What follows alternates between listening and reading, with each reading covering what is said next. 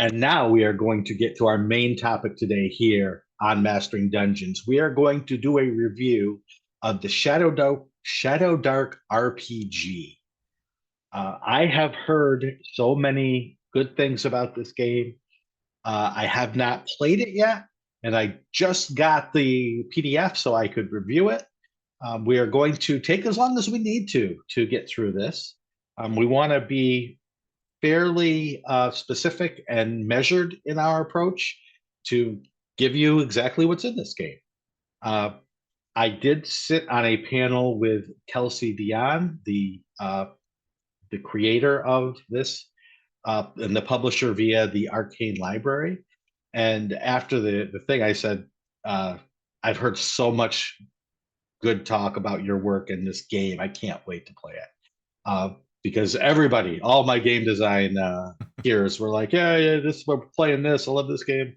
Uh, I have not played it yet, but you have, correct? I At have. least a Well, yeah. I played it with Kelsey running the game, which is unbelievable. Mhm. So that's like, is that fair? Is it fair when your experience is through Kelsey, through the author or the designer?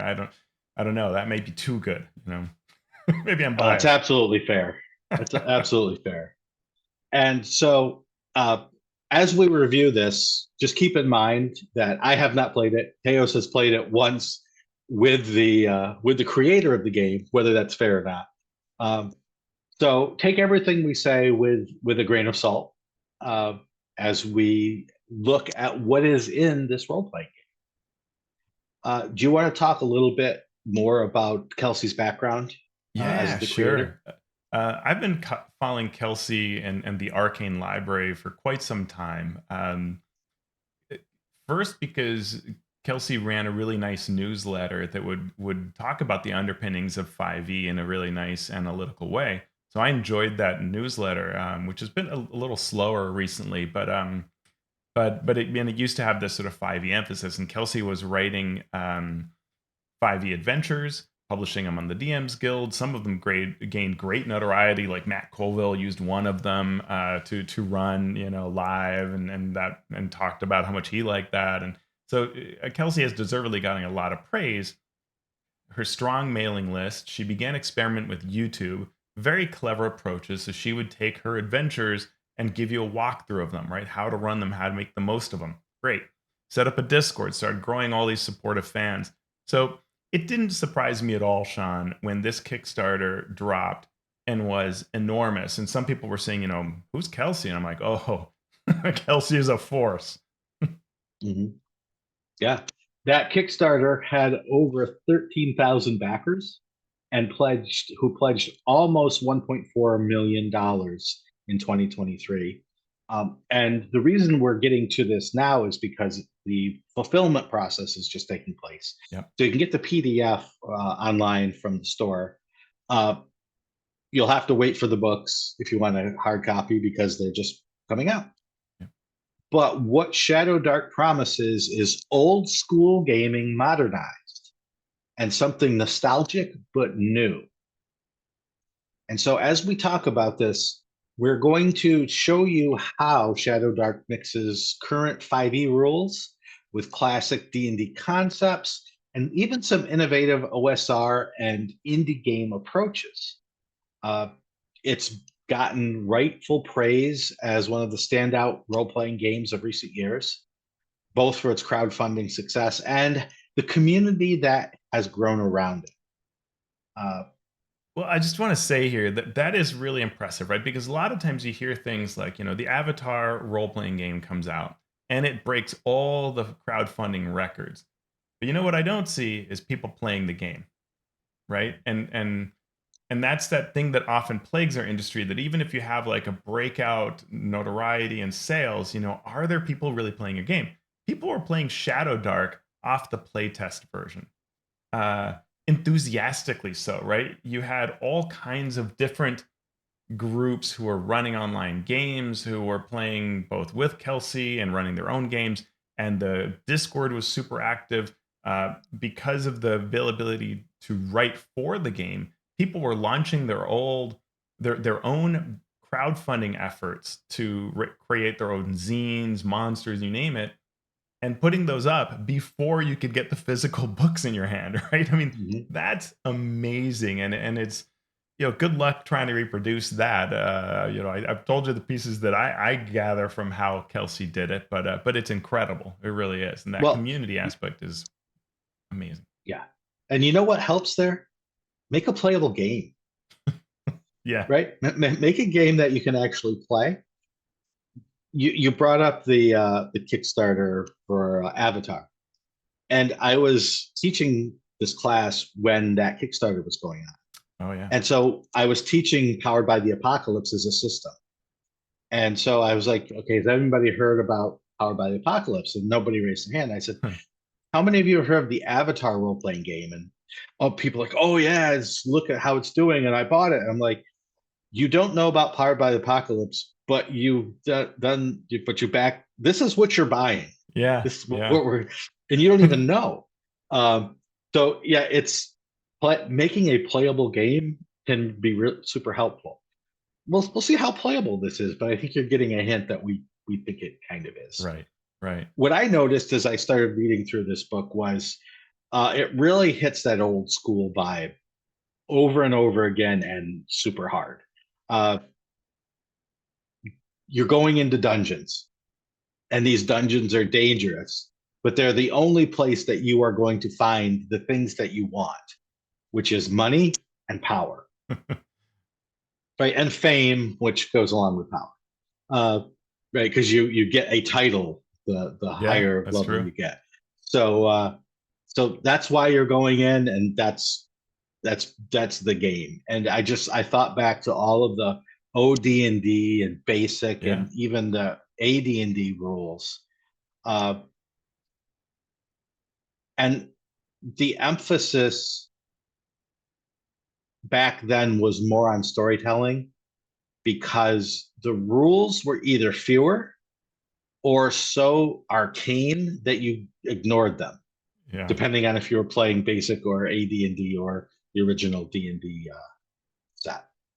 So that's what this leans into is this. Yes, there are rules, but what you say and what your character does at the table are more important than the rules. Now, that's always a claim by certain games, Hmm. but if it can come true is a completely different matter. And so Yeah. we'll be taking a look at that as well. You know, if there are fewer rules, what rules do you use and why? Hmm. So we'll take a look at that. Any other thoughts on this sort of overview of this topic in this game before we dig deeper into it? Yeah, I think that the idea of simplifying your play, a core part of it is whether the play for that classic feel, D&D had lots of rules like you said, but they didn't bog down your immediate play, right? The loop, Mhm. the exploration, the whatever of it, that stuff was fun and simple and engaging where everybody around the table saying, like, well, do I think I could maybe tip the altar forward, make it fall? It's that sort of stuff. Instead of getting bogged down, like I take the tip altar, thing, feat, so I therefore I can, and like you've got to look it Right. up, and well, does that cover stone altars? And you're like, oh, I don't know. There was less of that, and in fact, when you looked up a rule, it's often kind of fun to be like, wait, what's the climbing situation here, and how can I do this? And but your everyday things were fast, and this game Mhm. is so fast that you stay in initiative when you Yeah. explore, which tells you a lot about that can only work right if you can do things quickly. And so that's part of that's almost the proof right there. Yeah. And part of me at the outset here, it relies on real time Hmm. according to the rules. So if an hour passes at your table, an hour is passing in the game. Yeah. And what that means then is that the shortcuts that having extra rules bring, I want to make an investigation check to search the room, is a shortcut to say, all right, you find the thing in the room that's important versus what does your character do, Yeah. which is, all right, you read about this room and there was a desk, a bed, an altar, a three chests laid out on the floor. All right, I go over to the chest and I do this and this and this and this. Whereas an investigation check takes care of all that. Yeah. So you're automatically changing both the expectation, the speed, but that clicking talk, ticking clock in the background. Also, there's some anxiety. It puts you a little bit on edge Yeah. that you want to keep moving forward. So there's all these dynamics going on that we don't know what it'll be until we play Right. or until I play because you have played. Well, So I'm yeah. going to be interested in hearing your experience about that as we get into it. And that's something this game does, I think, really well, which is a lot of games that have this sort of OSR simplicity feel will say, like, oh, I'm going to give you all this, I'm going to deliver on this. But they either don't make it sound exciting or they don't actually deliver on those things. And I think this game does a nice job of putting the things it does, it's doing it on purpose to add specific elements and reinforce the gameplay in specific ways. And it does that very cleverly, like really good, like to where you kind of go like, how can it be that this isn't Kelsey's, fifth RPG, right? A lot of the games that I've looked at that have had similar success on Kickstarter, when I look at the preview files, I don't see this kind of cleverness where it isn't a side tacked on system. It is the core of what drives play, right? And things like the torch, the initiative, these are cores that are driving play, and they do so effectively and are part of the overall presence of the game, part of what's in your mentality and exciting from start to finish. So we'll see that as we go through and dig into those aspects we're talking about. Shawn, this book, Mhm. it's 324 pages. I'm holding it up here. For those who are listening, it is digest sized, it says. I mean, basically, it's like a novel kind of size. So while it says 324 pages, this is a lot smaller acreage per page. And the font is fairly large. Yeah, The big, every yeah. page has a big heading. Almost always things are on one or the two facing pages. And so there's not the density that you might be used to. There are a lot of tables. So it's all very good. I'm not complaining here, but just the 324 pages may be a little misleading. I spoke earlier about how I don't love super big Right. products.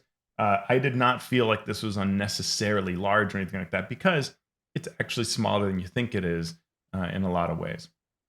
Yeah. Yeah. On a page for a Wizards of the Coast normal sized book, you're probably getting 1,000 words per page, unless there's art or a lot of Yeah. big headings or tables. With these books, with that book, as I'm looking at it, maybe 200 words on a page. Hmm. Uh, and there are very few pages that are all text. Yeah. So it is right. Yeah. It's a small game, despite the 324-page book. Yeah. The art is all black and white. It is Mhm. in that kind of style that's sort of classic, which is good. It evokes that kind of classic play. It is generally really nice art. A number of the folks who do art here have done art for RPGs in the past. They're very well known folks. Um, so it's good quality art. It's fun. Sometimes it's a little shoved in there, anything into the layout, but it's I'm being picky. The reality is, overall, it's a really nice looking book. It's nice to read, enjoyable to read. Comes with a Mhm. one of those little threads in it, that you can pull in to mark your spot in the book as a sort of built-in bookmark. Very nice. Mhm. A ribbon bookmark. Yeah, thank you. Okay. No, it's okay. I just want to make sure I was getting that right. Yeah, the ribbon. Uh, Yep. Yep. So the book is divided into a player section and a game master section with a lot of random tables and smaller sections throughout dealing with topics like monsters and treasure. So, what is the base of a Shadow Dark game? Very simple D20 themed characters. So, if you are familiar with 5e or any game going all the way back to basic set, you are familiar with these four classes that you can be. There are also ancestries, which match up with the D&D fantasy races. However, everything has been simplified down to quite a basic level.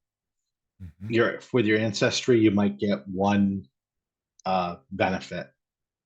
With classes, you're going to roll randomly to get certain feats, type things, powers given to you by that class. And that random rolling Deadly is and fast combat. can I just say that random rolling Mhm. is particularly old school in that it's not only like, oh, roll randomly for your hit points, but roll randomly to see which feats you get, Mhm. right? Which talents. Um, Yeah. you can even do there's an approach we'll talk about in character creation where you can create a bunch of zero level characters randomly determined, right?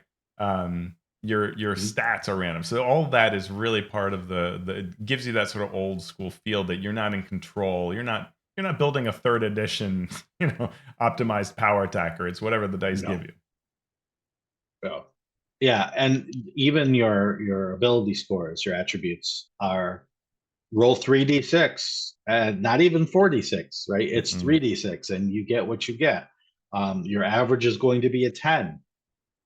There is that rule in there that we're all used to who played way back in the day. Whereas if none of your abilities are above 14, you get to try again. Um, Yeah. so it really leans hard into that randomness, quickness. You're not sitting there and planning out your character, your build for 10 levels. Uh, No. you're rolling up a character and it's rolled up. Any other basic concepts that you wanted to share? Yeah, so dungeon crawling is a big emphasis, and we'll talk more about this. But one of the things that I think ends up being a bit of a question is the emphasis is heavily on this sort of dungeon crawling, and then it'll just sort of here and there talk about being in a forest or being in a town, and you're like, wait, what? How do I do that? Doesn't quite really say, but the Mhm. idea is this always on initiative, and that the bulk of play, I guess, is underground in the dark with this torchlight system to facilitate that kind of fast, deadly combat, right? If your light goes out, things get really bad. You're always in initiative. Monsters kind of slip in and out of that. Treasure grants XP. So we're kind of back to that kind of AD&D days of like count up your Mhm. coins, um, and things like a magic item has a certain XP grant that it provides. But to counter this, you have limited item and equipment slots. We'll talk about that more later too. So Mhm. this means you can only carry so much. We're truly doing encumbrance in a simple way. This is a kind of not typical, but there are a number of games that have this sort of OSR approach of just having slots and Yep. deciding how many slots a thing takes up. So you're not adding up pounds. You're just ticking off a slot and deciding whether you put that in there or not. And if you need to carry something else, well, what do? Do you get rid of a torch? Do you get rid of your shield? Can be a little hard. And Right. every odd level, your character is Yeah. getting a random talent, which is sort of like a little mini feat, simple feat. Mhm. Yeah, and when we say feat, we're not talking about anything more than one line. Yeah. So it's not, a stack of several features that are within a feat. It's literally, do an extra point of damage or extra Yeah. +1 to your attack roll is is as good as it gets there. Uh, if you're interested, there is a free 68-page preview that you could get. I think it's on the Arcane Library website, but you can also get it from Drive Through RPG. The Quick Start also gives you a free adventure called Lost Citadel of the Scarlet Minotaur. Uh, and if you need support, Shadow Dark fans have you covered. There are free everything out there. There's an official Shadow Dark zine called Cursed Scroll with 68 pages of classes and spells and adventures and other content in each issue. So you don't have to worry about not having that community out there to share with because it's out If you think about the four classes, that's something that we go, wait, just four classes? Well, but then there are others that, show up in other places, and it's Mhm. not hard to imagine how to do it. So it's like, yeah, it starts with four, but you Yeah. can always find places that will give you more options. Yeah, and the good thing about this is if you have those 4, you have the template for many, many more. Yeah. And since the design is light, I won't say easy, I won't say simple, I'll say light. You can easily create your own without worrying too much about overbalancing or making sure everything works together. Uh, because even the classes are fairly straightforward and iconic with previous D&D. Hmm. So that said, let's talk about the intro. What are the basics of the book? Chapters generally start with a little bit of in-character fiction that serve as an example of play. Uh, we get very pithy lines that hammer home this old school dungeon delving, danger filled theme. Like the Shadowdark is a place where danger and darkness hold sway. So, and what defines this game? Speed, danger, and simplicity. Magic is perilous, which it is, and battles are fast and deadly, which remains to be seen since I haven't played. Um, Being clever is crucial for survival. And that's that last one. Again, we're getting into that. There is a style of play that supports this.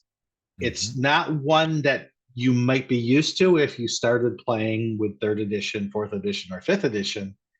So, what that means to some people are going to be completely different for what it means to someone else. And playing and running a game like that can be challenging and can take some getting used to. So, Yeah. we'll see how this game handles that flow. Yeah, and so on your turn, you are going to describe. It's pretty typical, right? You're going to describe an action you want to do. If that requires a check, your DM might ask you to do a check to determine if you succeed, and you can move. So it uses distances. So it'll say you can move near, which is 30 feet, and if you don't take an action, you can move twice. So we can see with this, you can easily support miniature play or just theater of the mind because you're doing these sort of near, far. I forget what all somewhere down here we've got them all listed out, but you're moving 30 feet. You're moving near, um, either moving twice or taking an action. So that can be an attack. It can be some sort of explorations, but there aren't skills. So you're going to be generally working off of attributes unless your character has something special to them. A lot of the concepts you might expect are here, and it's kind of surprising. Like, oh, advantage and disadvantage, right? The six classic stats and attributes are there. Um, and it's really interesting because as I read this, I mean, Kelsey does something that I'm particularly terrible at. Like, I'm really bad at distilling things. It is painful for me. I kind of enjoy it, but it is hard, laborious work for me to pare something down to its essentials. And I could never do as good a job as she does here. This, when you distill down to what describing what strength is or describing what defining what the fighter is, it's incredibly masterful here how this is done. It's really good. And but I will say that sometimes I found myself thinking as I read it, this is a game that absolutely assumes I know what I'm doing in other RPGs, specifically D&D. Like, it doesn't bother explaining a lot Mhm. of stuff. It just assumes, and like, yeah, it has some Yeah, examples of play and stuff, but it just assumes that you grasp all these concepts, and it doesn't use up words on holding your hand for them. It gives you these bare bits right. because you kind of already know that this sort of stuff is going to happen. And but most RPGs, if you read any of these other RPGs we've talked about, they do waste a lot of words hand holding you through this process, and this is an RPG that doesn't. It just, I mean, nothing is bigger Right. than a paragraph, and almost no paragraph is bigger than two or three sentences. It's really kind of remarkable. It's true. And so, like, And yeah, yeah. that was an important point that I want to get across here. Is in certain places I've seen people say, "Oh, the Shadowdark RPG." If somebody is interested in role playing games, you should just give them this book and they'll be able to run games immediately. That is not the case. Yeah. Right? This book is simple. It is a pared down system that, from everything I've read so far, looks like it would be fun to run and even easy to run. But it does not teach role playing games to Right. people who are not used to role playing. So it might be a good system for you as an experienced RPG player or game master to teach new players with.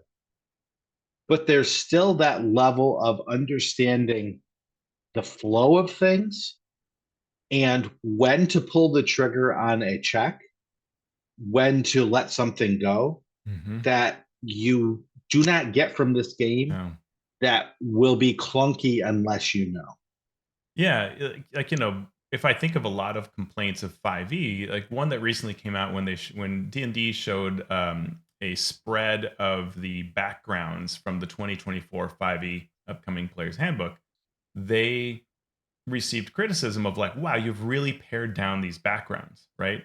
And they were still, relatively meaty, but they weren't as much words as they Right. were in the 2014 version, which are full of kind of lore and establishing that background in the world, right? And then I look at this, and I'm going to hold up the Mhm. page that has the thief class. So part of it, one page, there are two pages for the thief class. One is full page art, so forget about that guy. And then we're just Yep. left with Mhm. a table of talents, and just the most barest. I mean, it really is one sentence Mhm. explains what the class is. And then we're down to Yep. saying what are weapon and armor efficiencies, what are the hit points, what's the two special features you get, and that's it. That's the class, right? Yeah. And so if you don't, it doesn't, it's not telling you a whole lot about what a thief is, right? It's just, and you turn the page thinking, what else is the thief? Oh no, I'm onto the wizard. Like it's like, wow, okay, Yeah. wow, this is pared down, Yeah. right? It And there's a it lot in this book like it's that. like I said earlier. If that's over 200 words, I'd be very, very surprised. So you have Right. a whole class, and it takes 200 words to say what exactly that Yeah. class does at first level, or at all levels, because all you do when you level up is roll for a new talent, uh, Yeah. and the talents are all right there on that page. So there you go. Again, And great for quick play, great for lots of different ways to use that tool, but not the tool for every job. yeah. Yeah. Uh, just to be completely aware there. So we've already talked a bit about characters. Characters, creating a character is pretty straightforward. You name your character, and there is a chart that you can roll your character's name on. Ancestry, class, level, XP. You can choose an alignment and deity, a title, which is given to you by your class and your level, a background, stats, hit points, armor class, attacks, talents, spells, and gear. Now, we say it's a simple game. That's still a lot for someone who is not adept with role playing games. Each of those Yeah. things is quite simple. Each of those things is quite easy to do, and many of it is just rolling on a table. But it's still a lot to keep track of. You can start at first level, or you can start at zero level. If you start at zero level, characters are meant to be fragile, and this reminds me of the DCC funnel, right? I think that's sort of Yeah. the Yeah. idea behind this, which is if you can survive your first adventure, then you can work your way up to first level. A zero level character doesn't have any of the things that the class gives you, but you can use any gear to start with. You have some random starting gear and alignment of background, and hit points equal to your con modifier. So you may have one hit point, and off you go on your first adventure. And if you survive, congratulations, you have graduated to first levelhood. Uh, And Stats yeah, are, as I mentioned earlier, 3d6 in order. Yeah. I was just going to say that the zero level characters, this is an example of something that's in the book, which is sometimes I'm reading something like, oh, great. Yeah, I understand it. And then later I read something else and I go, wait a minute. You didn't tell me that back in the 0 level characters section. And there's a little bit out in this book. You know, I think that this book, if it had a second edition, there could be some things you could do to tie some things together. So later it talks about different styles of play. And it talks about something that's become very popular, which is what's called the gauntlet, where you roll up 4 0 level characters completely randomly using another section that isn't right here that has how to roll up random 0 level characters. And then you take one and it'll probably die is the idea. And you'll play another, and if all 4 die, you get to make a new set. But the idea is that probably one of those 4 will get to first level, and that tells you a lot about the game. But that sort of gauntlet mode is very popular with Shadowdark, which is so telling, right? And when you are doing 0 level, I think part of the allure is that you're probably really focusing primarily on your personality. I know in my playthrough I did there's very little on the page. When I played, it was sort of probably the encounters program for D&D. You know, it had those sort of half-page cards. It was about that size. I played a priest, and everything was very simple on there. And so, when there's not that much on the page, you move beyond it, right? And you role play a bit more, you do more. And so I think that it's a fun way to get started. Very simple, very easy to grasp those concepts, and then you can add a little more when you reach first level. It's a good way to go. We're about to dive into creating a character. I have a feeling that we should wait here Okay, and really dig into it next time. What do you think, Teos? that sounds good. Yeah, I mean, it's a really interesting system for character creation. That Mhm. if I look at this book, because we're doing overview, this book has this character section that's a big part of the book, and that has a gameplay and GM section that's another big play. And it's interesting to compare those two. So we want to give the characters the proper time Mhm. to dig into what they're like, Yeah, and what it means for them to be what they are, which I think is not apparent at for the sure. initial place. And I think one of the things that distinguishes Shadowdark from other games like it is how well this ties together. Mhm. Totally agree. So we're excited to continue with our look at Shadow Dark next week. And we want to thank everyone who listened and who talks to us online. And we want to thank specifically the patrons who keep us going here. Um, we have Master of Dungeon supporters who support our Patreon. We have Master of Realm supporters. They get a shout out in our show notes. And we have Masters of the Multiverse patrons, and they get a shout out on the show right now, starting with Keith Ammon of the Monsters Know What They're Doing fame.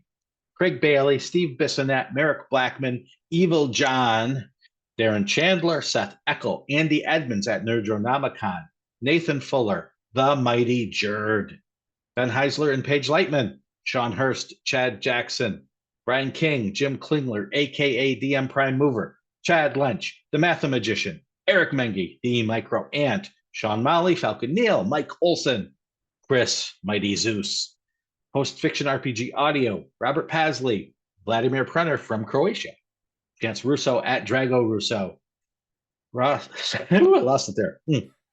Ross Sandberg, Andy Shockney, Krishna Simose, Thrace, Joe Tyler, James Walton, Graham Ward, and Chris Webster. Thank you for your support. If you enjoy our show and would like to become a patron, we would so appreciate that. We are so excited to give of ourselves and all the people who've helped us out. And you could do so as well by going to patreon.com/mastering D&D. You can also help us out by leaving us a review on Apple Podcasts or via whatever means you listen to the podcast, or subscribe via YouTube, which would help us out as well. Teos, where can people find you and your work on the interwebs? Find me on alphastream.org. That's where I hide out. From there, you can reach all the different places and all my endeavors. Shawn, where are you hiding these days?